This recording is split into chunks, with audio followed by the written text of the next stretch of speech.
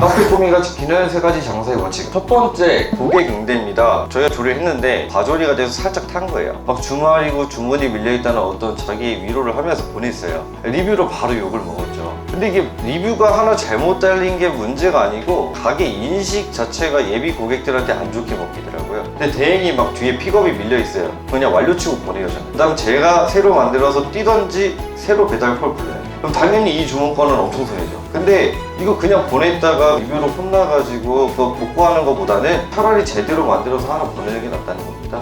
리뷰 응대에 저만의 어떤 원칙이 있습니다.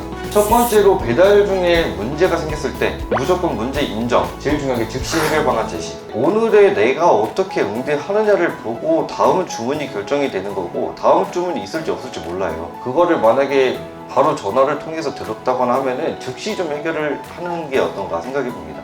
두 번째, 개인 기호에 따른 리뷰. 손님들이 커피 취향이 다양하시다 보니까 커피는 제 스타일이 아니네요, 이런 게 올라오죠. 근데 저는 이런 리뷰에서는 죄송합니다라는 말은 않습니다. 제대로 된 레시피를 가지고 음식을 냈어요. 근데 이게 손님의 취향이 안 맞았다는 거를 제 잘못으로 돌리는 거는 너무 나한테 스트레스 많이 주는 거예요.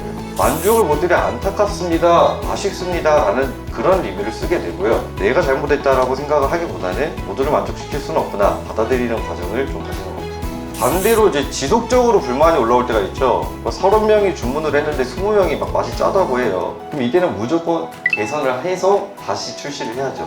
카페 꾸미 장사의 원칙 두 번째, 다각도로 분석하자. 광고 스팟을 잘 찍어야 한다라고 썼는데요. 지도를 한번 보여드릴게요. 이게 1인 가구 분포도 지도거든요. 근데 카페 디저트가 1인 가구 손님이 압도적으로 많아요. 제가 배달 다녀보니까 내가 이 지역을 너무 배달을 못 뛰고 있는 거예요. 저는 처음에는 이 핀이 여기까지 커버를 칠 줄 알았어요. 그래가지고 제가 이쪽을 타겟으로 잡고 저기다 핀을 하나 추가한 겁니다. 어떻게 보면 되게 광고를 남발하는 것처럼 볼 수가 있는데 내가 확실하게 타겟팅을 해야 되는 지역에 있다라면 그렇게 찍으시라는 거예요. 두 번째, 원가 계산 철저하게 라고 써놨습니다. 원가 계산이 돼야지 변동비가 잡히고 변동비가 잡혀야지 손익 계산이 나와요. 세금을 분리해서 계산하시든지 아니면 합쳐서 계산하시든지 간에 꼭 한번 원가 계산을 좀 정확하게 해보셨으면 좋겠어요. 세 번째로 스트레스 관리라고 이제 썼는데요.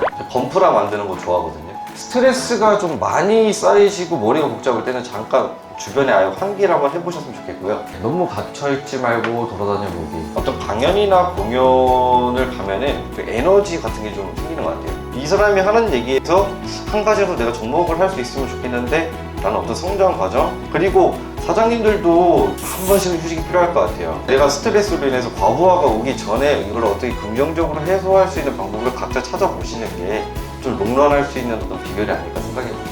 그 사장님들도 각자 어떤 목표 버킷리스트 가지시고 다들 이루셨으면 좋겠습니다.